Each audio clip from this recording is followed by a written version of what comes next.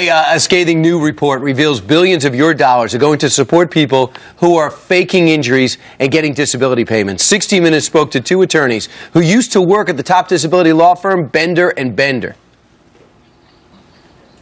I call it a legal factory because that's all it is. I mean, they have figured out the system and they've made it into a huge national firm that makes millions of dollars a year on Social Security disability. Business was booming because the economy was so bad. We had a lot of people who their unemployment ran out, and this was the next step. So is there any way to stop this waste and fraud? We're going to ask the man who's been investigating it for 3 years now. Joining us now, Senator Tom Coburn. Welcome, Senator. Good morning. You do think there's a way to stop this? It seems as though the government, in fact, would just want it to continue, right? If it helps unemployment stats. Well, there's some truth to that. The Obama administration and the former head of the Social Security Administration said it was their goal to put people on disability, not to put them on accurately.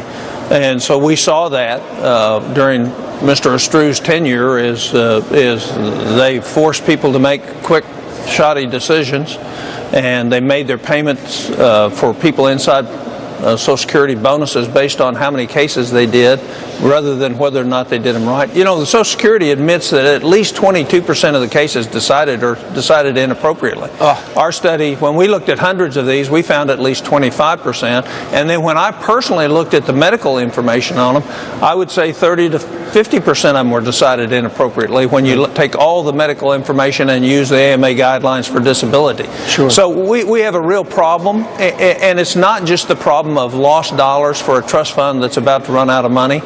When you put somebody on disability, you take away their future because you limit them.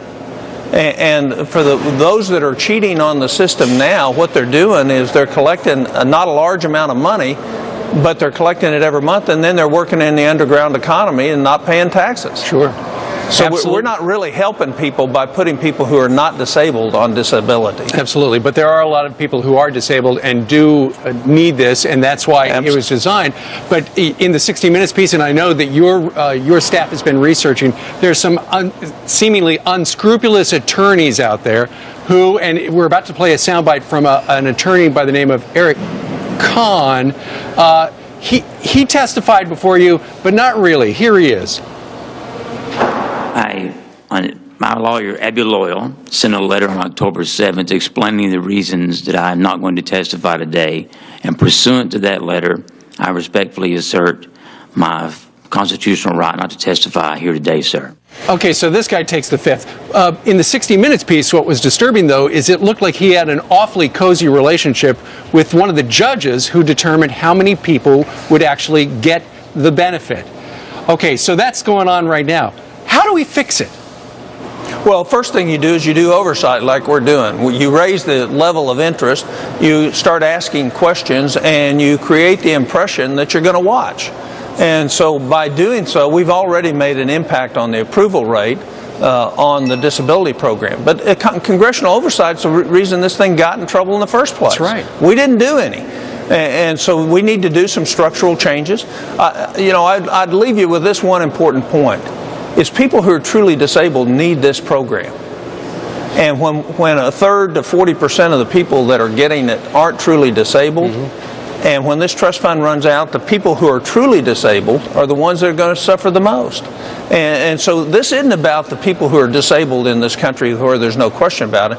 It's about we designed a system that incentivized attorneys to take advantage of it and overwork the ALJs and the staff at Social Security system by not putting the proper amount of people there to handle the claims. And Senator, finally, nobody has more respect on the Hill, either party, when it comes to budgetary things than you. If we get to October 17th and 18th and we don't raise the debt ceiling, do you believe America goes into default? No, not at all. Default is not paying interest on the notes you have outstanding or not redeeming bonds that are due. We have plenty of money. You know, we've got over 80% of the money to run this government is coming in every day. We can handle that. Will we be slow in paying some of our other bills? You bet. But we're not about to default on our international obligations for our debt. All right. Tom Coburn, a senator from the great state of Oklahoma. Thank you very much for joining us this morning, sir. You bet. And thank Good you to very see much for trying to get some oversight on this disability thing, because it is jaw-dropping. And hopefully the president calls you. It's been a worthwhile 3 years. Thanks, Thank you, sir. Senator.